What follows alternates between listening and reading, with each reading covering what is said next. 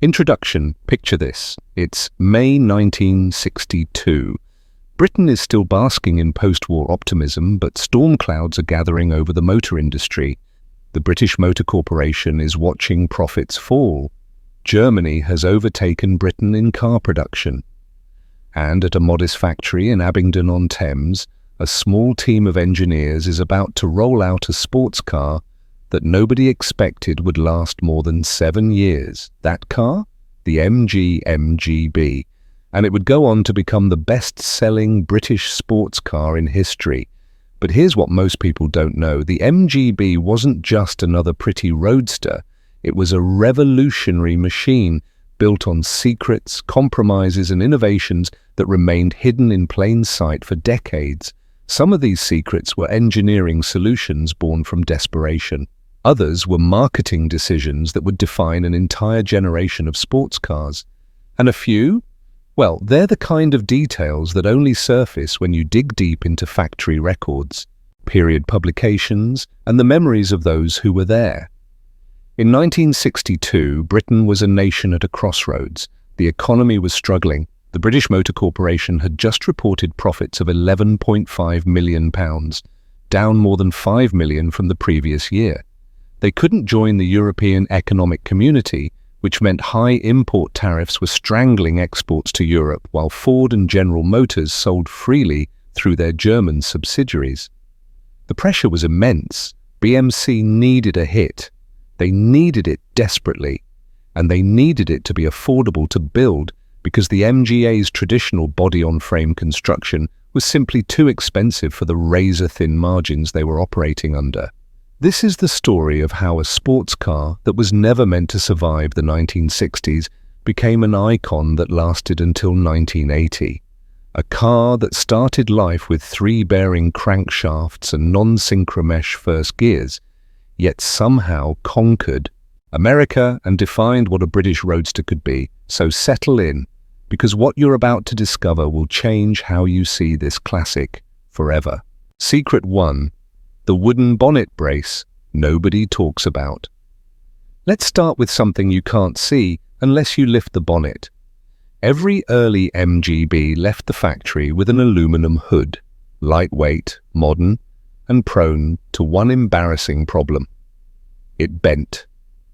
The engineers at Abingdon had grand plans for aluminum body panels across the entire car. Doors, bonnet, boot lid, all aluminum to save weight and reduce costs. But during testing, they discovered that 16-gauge aluminum was simply too soft for British roads. Every minor bump, every careless hand, every errant shopping bag left dents that couldn't be hammered out.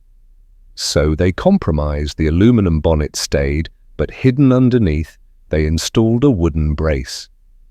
Yes, wood. In a modern sports car in 1962.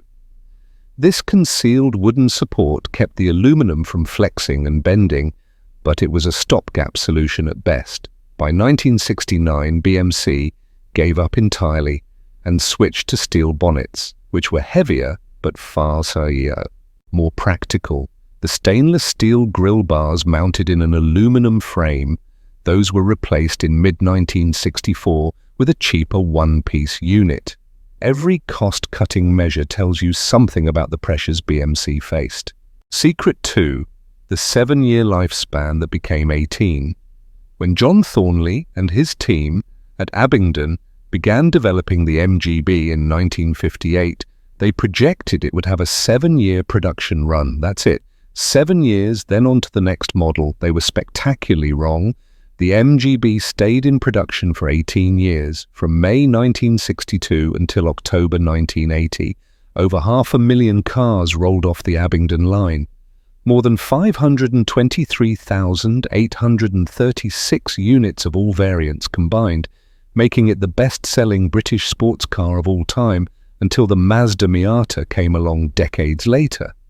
Why did it last so long? Partly because the basic design was so sound, partly because British Leyland kept trying to replace it but never could. There were replacement projects. The EX234, styled by Pininfarina, was supposed to replace both the Midget and the MGB in the late 1960s. It never made it to production. The MGB just kept selling, year after year, through corporate mergers, ownership changes, emission standards, safety regulations, and the collapse of the British motor industry itself. Secret 3. The three-bearing crankshaft controversy. From May 1962 until October 1964, every MGB left the factory with a three-bearing crankshaft. The B-Series engine was essentially an enlarged version of the MGA's motor.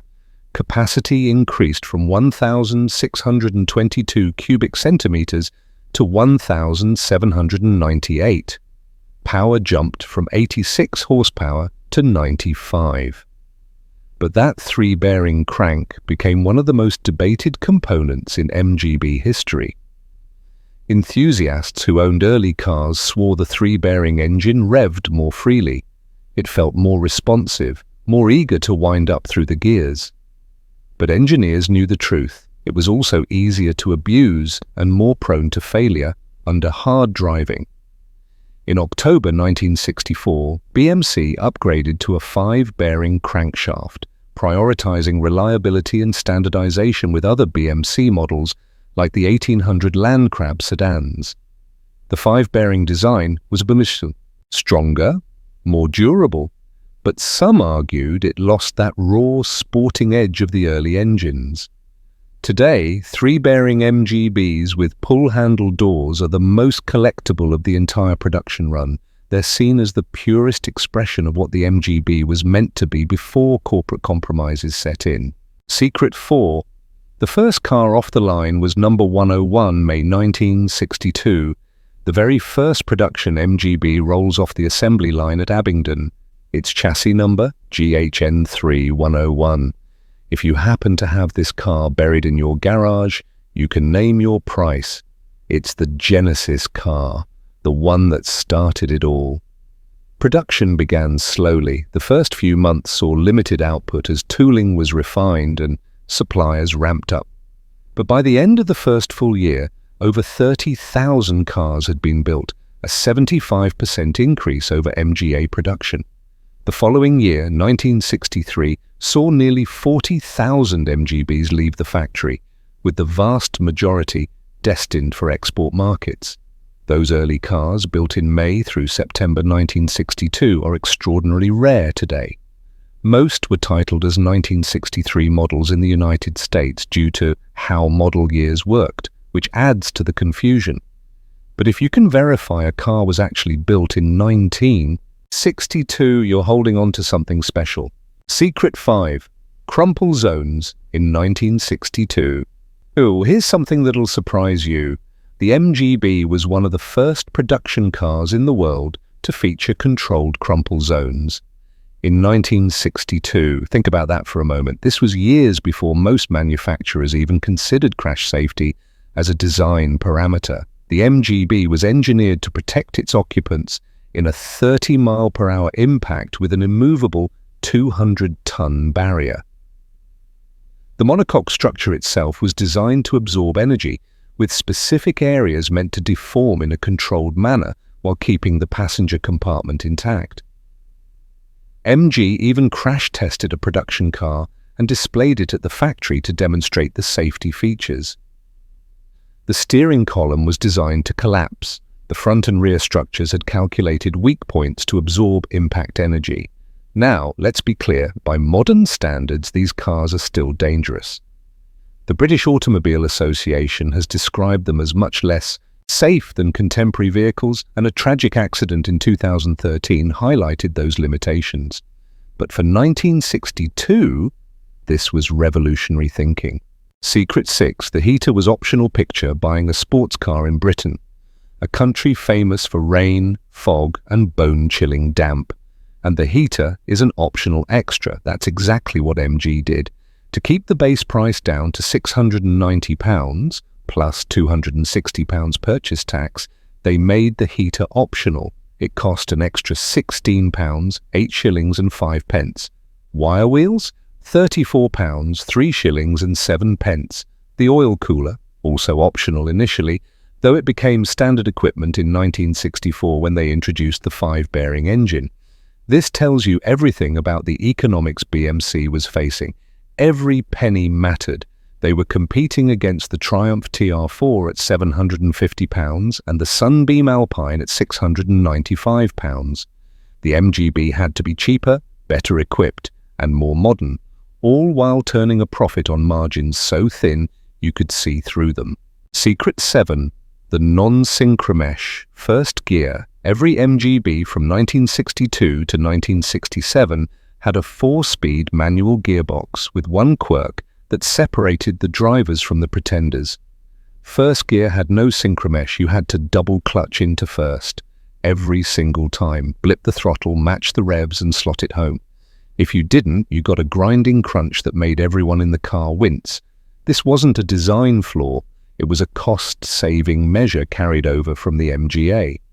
Adding synchromesh to first gear would have required redesigning the entire gearbox, and BMC simply didn't have the budget. The transmission was already upgraded to handle the additional torque of the larger B-series engine. Adding full synchromesh was a luxury they couldn't afford. In 1968, they finally introduced a fully synchronized 4-speed gearbox based on the MGC unit, massively over-engineered for the standard MGB engine since it was designed to handle the 150 horsepower of the 3-litre MGC. But by then, drivers had spent 6 years learning to heel and toe like racing drivers just to get their MGBs moving from a stop. Secret 8. The pull-handle doors are worth more.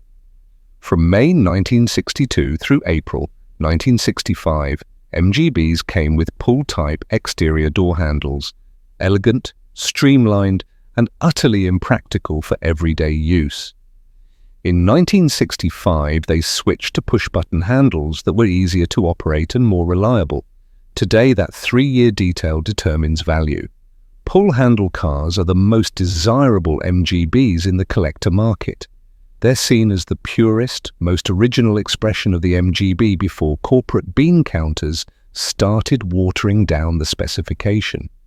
Early car enthusiasts will pay significant premiums for confirmed pull-handle examples, especially if they also have the 3-bearing engine, leather seats, and body-color steel dashboard. It's a perfect example of how small details create lasting value.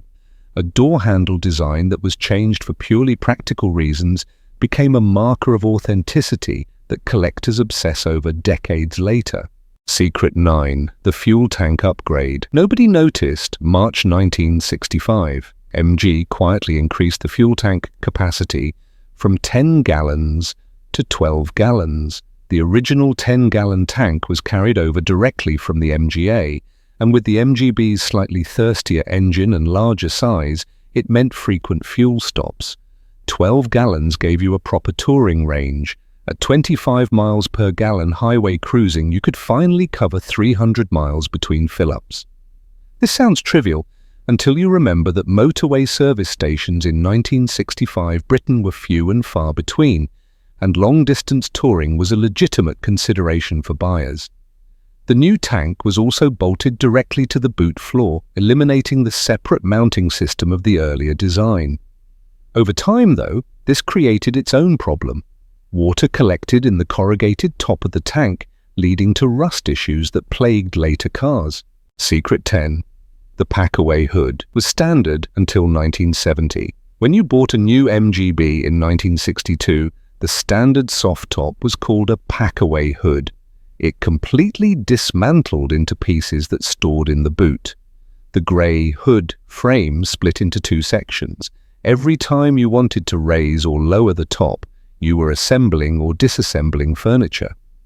The advantage, with the hood stored away, you had enough room behind the front seats for a small child. The MGB was technically a 2-seater, but British families being British families, many owners squeezed kids into that space for short trips.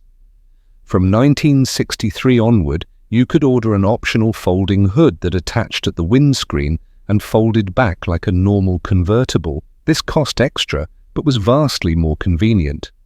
Gradually, the folding hood became more popular, but the packaway remained the standard fitment until 1970. Imagine explaining that to a modern buyer. Yes, you'll need to allow 15 minutes to set up the roof if it starts raining. Secret 11 production peaked in year 2. 1963 was the MGB's finest commercial hour. Nearly 40,000 cars built. Export sales booming, the American market discovering British sports cars in unprecedented numbers. Production exceeded all projections, and then it settled into a steady rhythm. Most years through the 1970s, MG built around 20,000 MGBs. Sales were consistent, reliable, profitable. Nothing spectacular, but nothing disastrous either. The car just kept selling. What's remarkable is how production remained stable even as the car aged. By the mid-1970s, the MGB was fundamentally unchanged from 1962, under the skin. Same basic engine, same chassis layout, same dimensions. Yet it kept finding buyers in a market increasingly dominated by Japanese reliability and German engineering. The rubber bumpers of 1974 brought complaints. The emission controls strangled power. The ride height increased and pulled the 1 inch to meet American regulations. But people kept buying MGBs because nothing else offered that combination of affordable, practical, fun British motoring. Secret 12. The B-Series engine, dated from 1947. Here's the really wild part. That engine under the MGB's bonnet, the B-Series 4-cylinder, OHV pushrod, motor producing 95 horsepower at 5,400 RPM. Its basic architecture dated from 1947. 15 years before the MGB launched, BMC had developed this engine for the Austin A40. It was already ancient technology when it went into the MGA. By the time it powered the MGB, it was positively prehistoric by automotive standards. But it was also bulletproof. Simple, easy to maintain. Parts were cheap and plentiful because the same basic engine was used in Austin and Morris sedans, vans, and commercial vehicles across the BMC empire. You could rebuild a B-Series engine in your garage with basic tools and a workshop manual. No exotic components, no unobtainable parts, just cast iron, push rods, and honest British engineering. The engine lasted well into the 1970s because it had worked. It wasn't sophisticated, but it was reliable. And in the British motor industry of that era, reliability was far more valuable than innovation. Secret 13. Abingdon built bodies at other BMC plants. Here's the final secret, and it's a big one. When people picture MGB production, they imagine cars being built entirely at the famous Abingdon-on-Thames factory. The romantic image of skilled craftsmen hand-building sports cars in a historic workshop. The reality was more complicated. The MGB's monocoque body shells were actually manufactured at other BMC plants with modern pressing equipment. Abingdon's facilities were tiny, archaic, and entirely unsuited to mass-producing unitized structures. They simply didn't have the space or the machinery. So complete body shells arrived at Abingdon, where final assembly took place. The engines, transmissions, suspensions, interiors, and finishing work, that all happened at Abingdon. But the fundamental structure of the car, that came from somewhere else. This was partly why the monocoque design made sense for BMC. Traditional body-on-frame construction required massive jigs and fixtures that Abingdon couldn't accommodate, but a pressed steel unibody could be manufactured wherever BMC had the equipment, then shipped to Abingdon for final assembly. It was a brilliant logistical solution that kept the MG factory relevant even as modern mass production methods rendered its facilities obsolete. And it meant that when British Leyland finally closed Abingdon in October 1980, it wasn't because they couldn't build bodies there, it was because the entire concept of building sports cars in a cramped riverside factory no longer made economic sense. 13 secrets. 13 details that defined what the MGB really was. Not the romantic image we've built up over decades, but the actual car with all its compromises and innovations. The MGB succeeded not because it was perfect, but because it was honest. MG and BMC didn't hide the fact that it had non-synchromesh first gear. They didn't pretend the heater should be standard. They built a sports car that real people could afford to buy, maintain, and enjoy. And when corners had to be cut, they cut them in ways that preserved the driving experience while keeping costs under control. That wooden brace under the aluminum bonnet? It's not a flaw. It's evidence of engineers solving problems with the resources they had. The three-bearing crankshaft, it represents a moment in time before reliability became the primary concern. The pull-handle doors, they're a reminder that sometimes the impractical choice is the right one because it looks beautiful. These secrets matter because they remind us that classic cars weren't born as classics. They were products of their time, shaped by economics, regulations, competition, and the very human desire to build something special even when the odds are stacked against you. The MGB lasted 18 years, not because British Leyland was brilliant at product planning. It lasted because the fundamentals were so sound that even when everything around it was falling apart, the British motor industry, BMC itself, the entire economic structure that had built it, the MGB kept going.